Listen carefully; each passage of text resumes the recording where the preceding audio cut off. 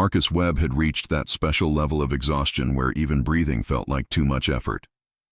He sat in Warehouse 73 of the Galactic Council's artifact repository, surrounded by 10,000 years of alien junk that nobody cared about, cataloging item number 4012.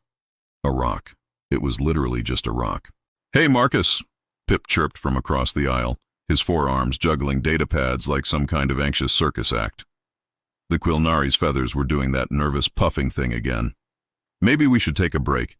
You have been staring at that shelf for 17 minutes without blinking." "I'm fine, Pip." "You're not fine. You look like a reanimated corpse." "That's just my face."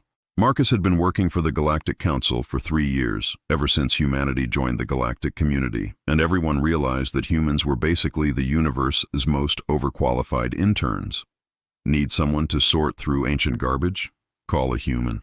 Need someone to clean the plasma conduits? Human. Need someone to taste test suspicious space food?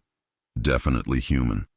The worst part was his boss, Administrator Kelvin Thross, a towering reptilian Cranaxian who treated humans like they were evolutionary accidents that somehow developed opposable thumbs. Thross had made it abundantly clear that Marcus's job was to catalog, not to think. Definitely not to touch. Marcus stood up, his knees popping like bubble wrap, and moved to the next shelf. That's when he saw it. Tucked between a ceremonial spoon and what appeared to be an alien toilet seat was a small crystalline sphere, about the size of a baseball, humming with a soft blue light. "Oh no," Pip said, his voice climbing 3 octaves. "That is a bad sound. That is definitely a bad humming sound. Marcus, step away from the glowing thing." "It's probably nothing." Famous last words, literally. Do you know how many species have gone extinct because someone said, "It is probably nothing"? Marcus picked up the sphere. It was warm, and the humming intensified, vibrating through his fingers and up his arm in a way that was decidedly not unpleasant. It felt almost alive. "Why?" Pip wailed. "Why do humans always touch the mysterious glowing objects?" Scientific curiosity. Suicidal stupidity.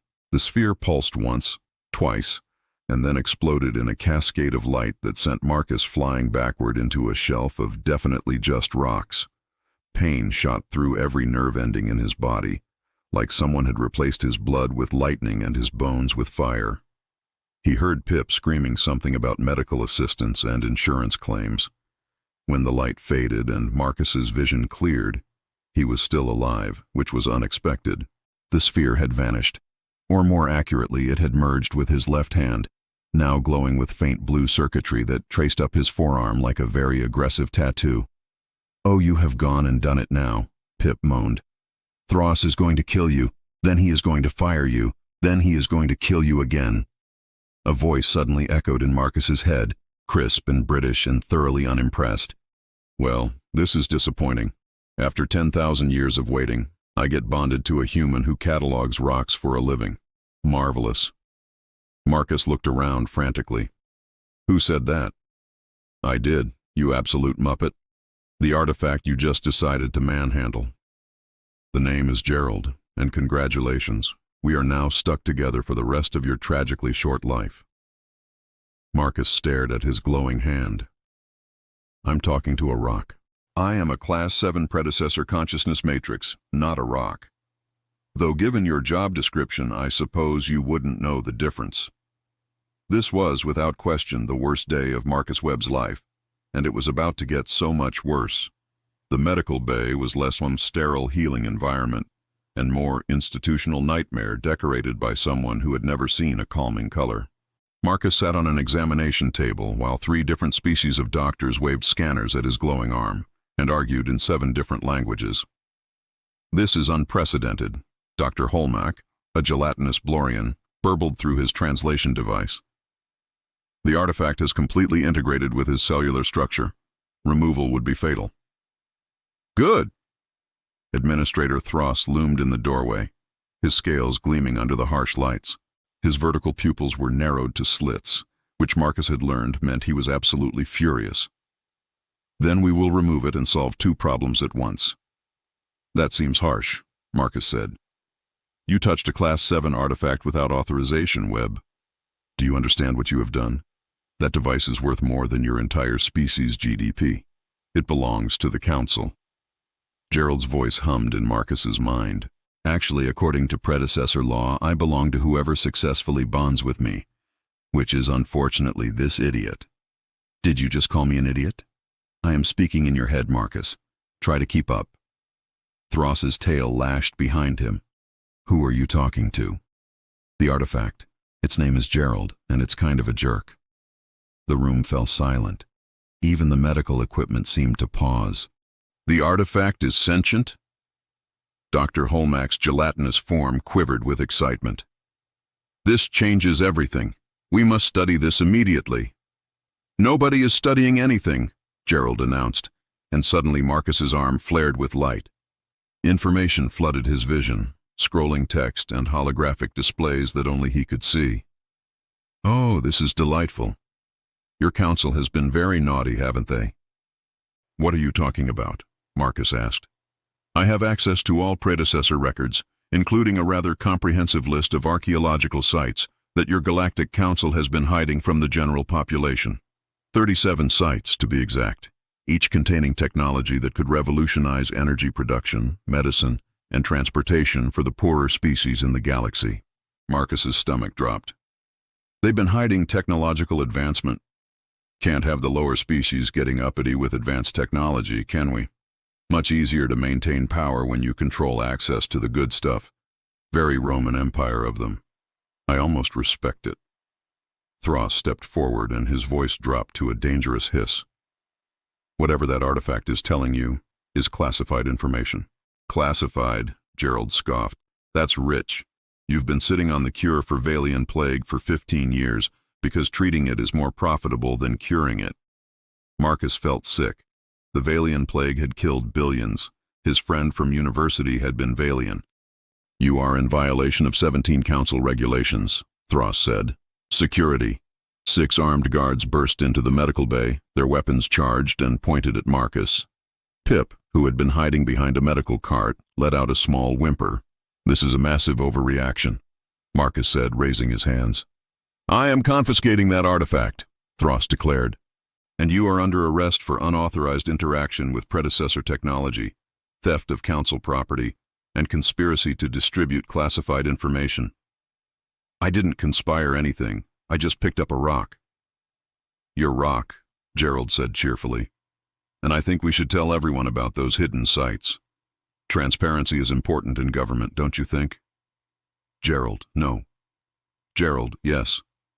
Marcus's arm blazed with energy, and a holographic display burst from his palm, projecting a 3-dimensional map of the galaxy. 37 locations pulsed with red light, each labeled with the technology hidden there. The medical staff gasped. The guards lowered their weapons slightly, staring at the display. Thross roared. Shut that down immediately. Can't, Gerald said. Already transmitted it to my neighboring artifacts. They're rather chatty, you see. Give it about 10 minutes and this information will be on every major news network in the galaxy. You have doomed yourself, human, Thross hissed. The Council will bury you. Marcus looked at his glowing hand, at the projected map, at the guards who now seemed uncertain. Yeah, he said tiredly. That tracks, honestly. To trial it is then, Gerald said.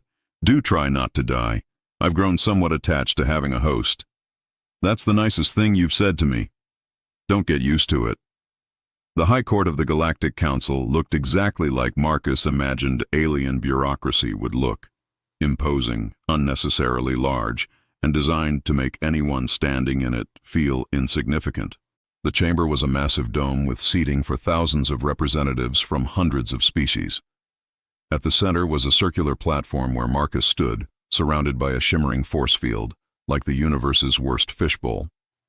Judge Vryn presided from an elevated bench, his slug-like body oozing across an elaborate cushion. When he spoke, his words came out in wet, bubbling sounds that the translation device rendered as the most mind-numbing legalese Marcus had ever heard. The accused, Marcus Webb of Earth, stands charged with unauthorized interaction with classified artifacts, theft of council property, and distribution of classified information in violation of sections 42, 67, and 93 of the Galactic Heritage Protection Act. I touched a sphere, Marcus said. That's literally all I did. Silence. The voice came from Sendra Kix, the prosecuting attorney. She was a Varian, bird-like with brilliant crimson feathers and eyes that suggested she'd enjoy watching Marcus get thrown out an airlock. Your ignorance is not a defense, human. Actually, Gerald chimed in Marcus's head. Ignorance is a perfectly valid defense under Council Law subsection 12-4. She's bluffing. Can you not get me killed? Marcus muttered. Where's the fun in that? Sendra spread her wings, making herself appear larger, more intimidating. The evidence is clear. The defendant deliberately accessed a Class 7 artifact and then transmitted classified Council information across the galaxy. This was not an accident. This was sabotage. Sabotage? Marcus laughed. I'm a catalog clerk. I don't even have security clearance to use the good coffee maker. Yet you somehow managed to bond with one of the most powerful predecessor artifacts in existence, Sendra countered. How convenient. She has a point, Gerald admitted. You are remarkably unqualified for this. Judge Vryn oozed forward slightly. Does the defendant have representation? Marcus looked around. The public defender the council had assigned him had mysteriously resigned that morning. I guess I'm representing myself? The gallery erupted in a mixture of laughter and horrified gasps. Even Judge Vryn's slug body seemed to sag in second-hand embarrassment. This should be entertaining, Gerald said, in the way that watching someone juggle chainsaws while riding a unicycle over a pit of lava is entertaining. Sendra looked positively gleeful. Very well, let us begin with the evidence. A holographic display appeared, showing security footage of Marcus touching the artifact. Then it showed the medical bay incident. Then it showed the data transmission spreading across the galaxy like wildfire. It looked bad. Really bad. The prosecution rests, Sendra said smugly. That's it, Marcus said. You're not going to mention why the council was hiding those sites. Irrelevant to your crimes. Oh, I think it's very relevant, Marcus said, and felt Gerald feeding information directly into his mind. Those 37 sites contain technology that could end energy crises, cure diseases, and provide clean water to billions. But the council has kept them secret for decades because it's more profitable to maintain the status quo. The gallery murmured. Judge Vryn slammed something that might have been a gavel, but looked more like a wet sponge against his bench. Order! These are serious allegations. Here's a more serious allegation, Marcus continued, Gerald's data flowing through him. Site 12 contains the cure for Valian plague. Site 23 has clean energy generators that could power entire planets. Site 7 has water purification systems that could solve the drought on Keldris Prime. The Council has known about all of this and has done nothing. Lies! Thros shouted from his seat in the gallery. Speculation and conspiracy theories. Is it? Gerald suddenly projected another holographic display, this time showing council meeting minutes, budget reports, and communications. Because I have documentation here showing the Council's Science Division discovered Site 12 16 years ago and immediately classified it as economically disruptive.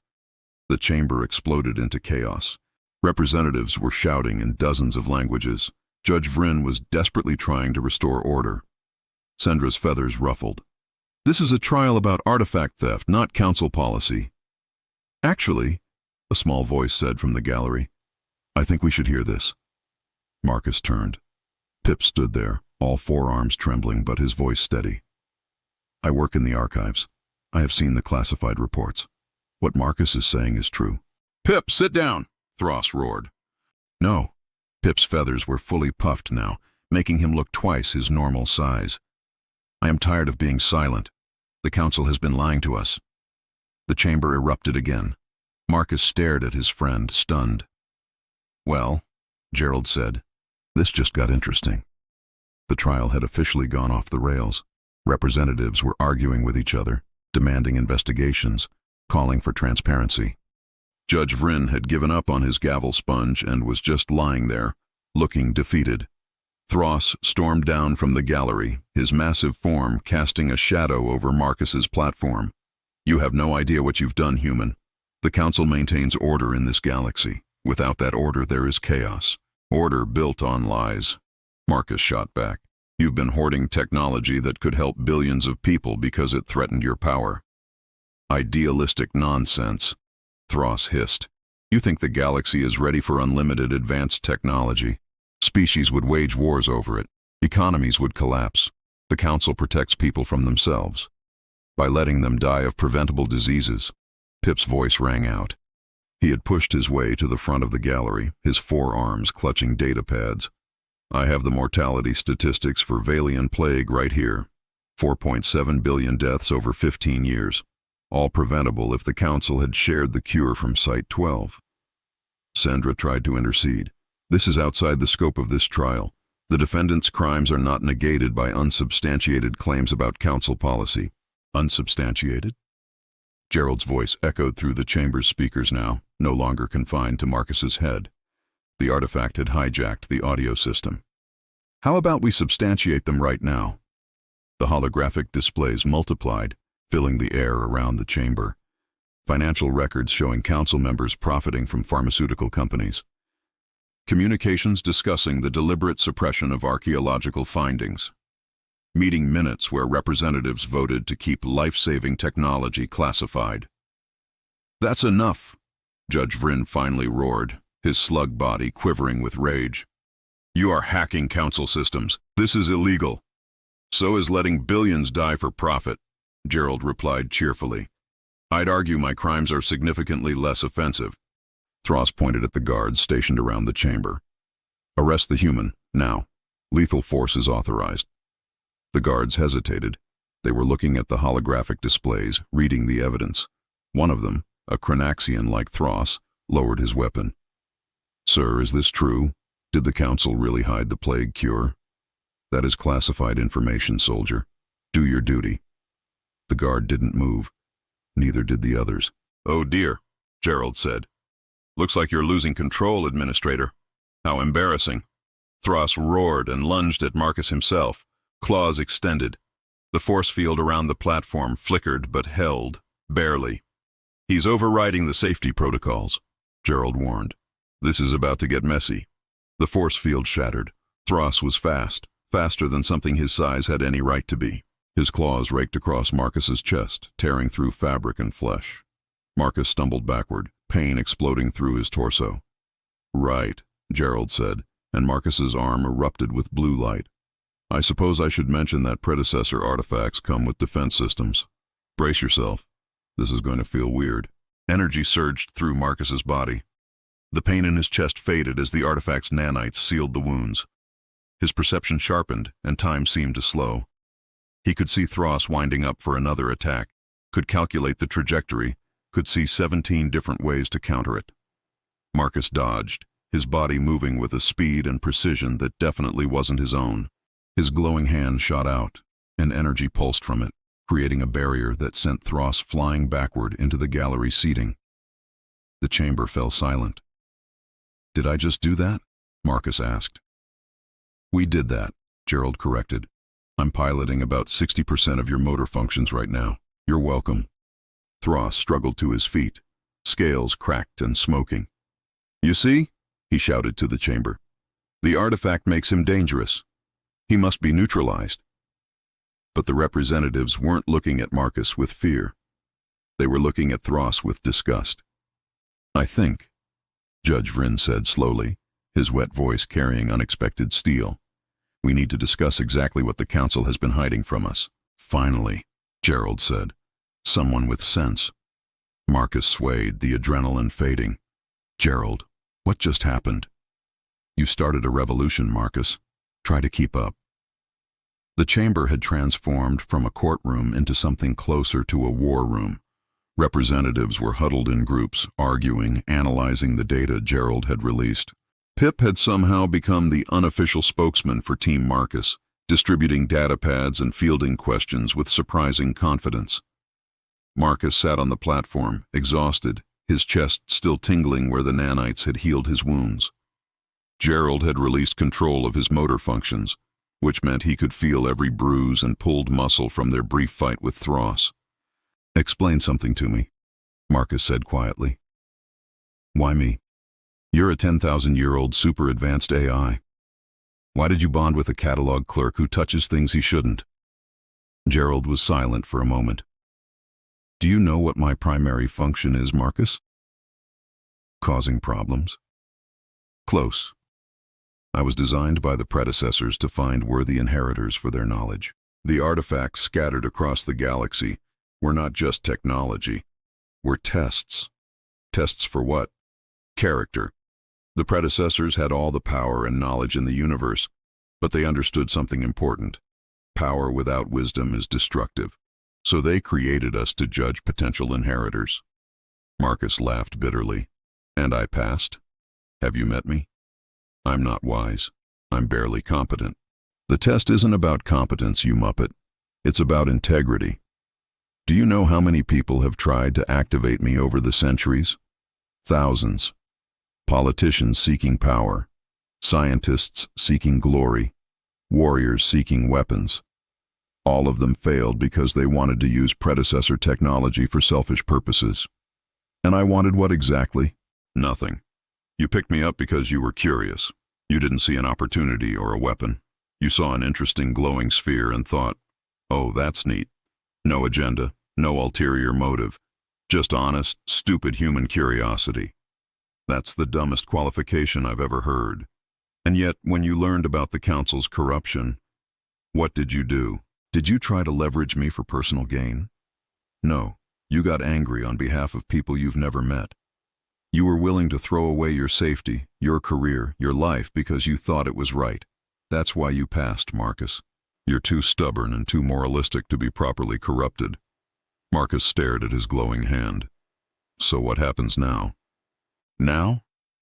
Gerald's projection materialized beside Marcus, a holographic figure that looked like a proper British gentleman in a three-piece suit. Now I broadcast the locations of every predecessor site to every species in the galaxy simultaneously. No more secrets, no more council control. That'll cause chaos. Absolutely. But it'll also cause progress. The predecessors believed that knowledge should be shared, not hoarded.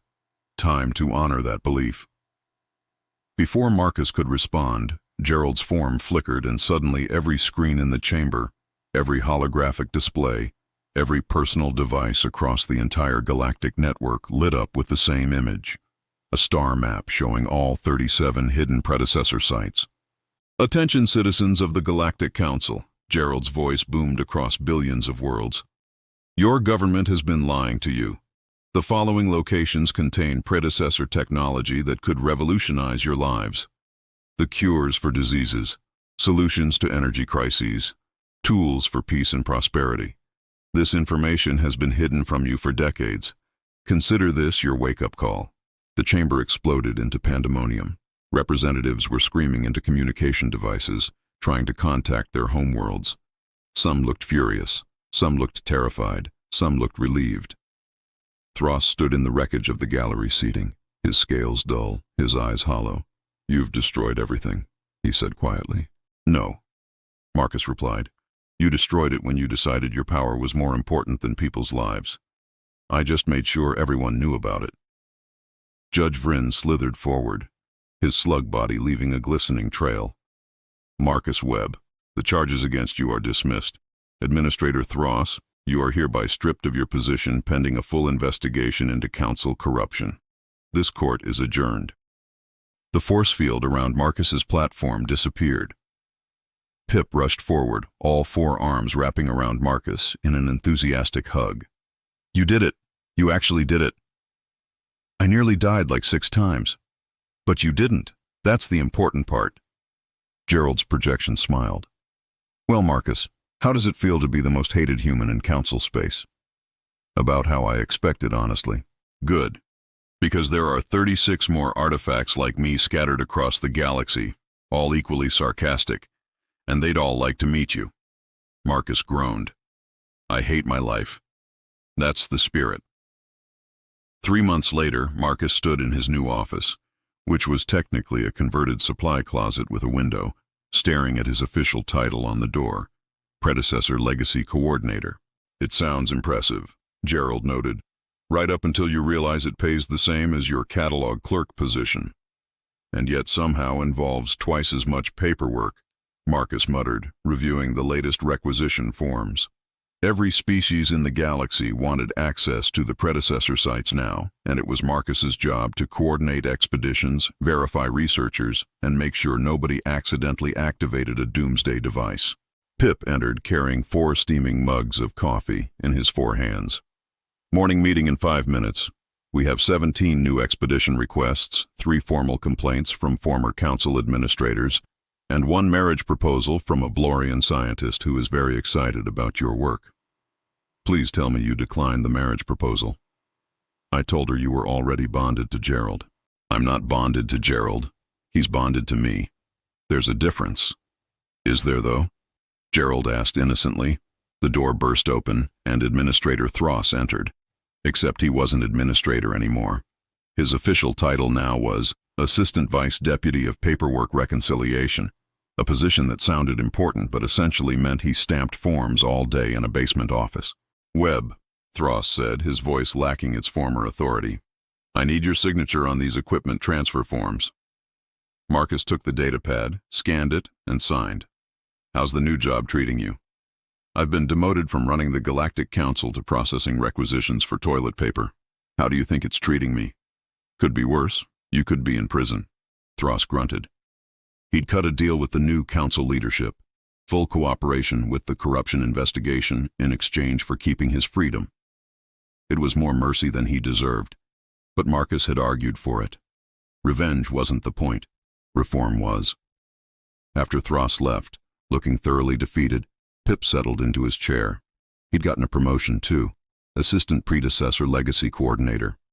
Mostly this meant he got to travel with Marcus to the various sites and only occasionally panic about ancient artifacts trying to kill them. So, Pip said cheerfully, ready to visit Site 28? The one with the potentially sentient crystal formations that may or may not want to communicate with us? Sounds dangerous. Everything we do is dangerous now. Fair point. Gerald's projection appeared, lounging in a chair that didn't exist. Before we go, I should mention that I've been in contact with my fellow artifacts. They're quite excited to meet you, especially Penelope. She's got a thing for sarcastic humans. Please tell me you're joking. I never joke about potential romantic connections between humans and ancient AI constructs. That would be inappropriate. Marcus grabbed his jacket. I really do hate my life. And yet, Gerald said, following him to the door, humanity's standing in the galaxy has improved dramatically. You've gone from galactic janitors to the species that exposed council corruption and opened up predecessor technology to everyone. Your people are being recruited as archaeologists, researchers, and diplomatic liaisons. Earth's economy is booming. Your little sister sent you a message saying you're her hero. Marcus paused. She did? Don't get emotional. It's unbecoming. But Marcus smiled despite himself. Maybe this wasn't the life he'd planned. Maybe he'd never wanted to be a revolutionary or a coordinator or whatever he was now. But he'd stumbled into it by touching a glowing sphere because he was curious, and somehow that had changed everything. Come on, Pip said, grabbing Marcus's arm with 2 of his hands. We have ancient artifacts to investigate and potentially befriend. Or potentially get killed by. That's the spirit. They headed out of the office, Pip chattering excitedly about the expedition, Gerald making sarcastic comments in Marcus's head, and Marcus wondering how his life had gotten so weird so fast. Behind them, the door swung shut, the nameplate gleaming, Marcus Webb, Predecessor Legacy Coordinator. The galaxy's most reluctant hero, humanity's worst representative who somehow became their best, and the only human in history bonded to a 10,000-year-old British AI with a superiority complex. 3 months ago, Marcus had been cataloging rocks in a warehouse. Now he was coordinating the distribution of ancient super technology across the galaxy. Gerald, Marcus said as they walked down the corridor. Yes, Marcus? This is definitely the weirdest job I've ever had. Just wait until you meet Penelope. Then we'll discuss weird. And somewhere in the depths of space, 36 other predecessor artifacts hummed with anticipation, waiting for their turn to bond with humanity's finest idiots. The galaxy, Marcus reflected, was about to get a lot more interesting. And a lot more chaotic. But mostly interesting.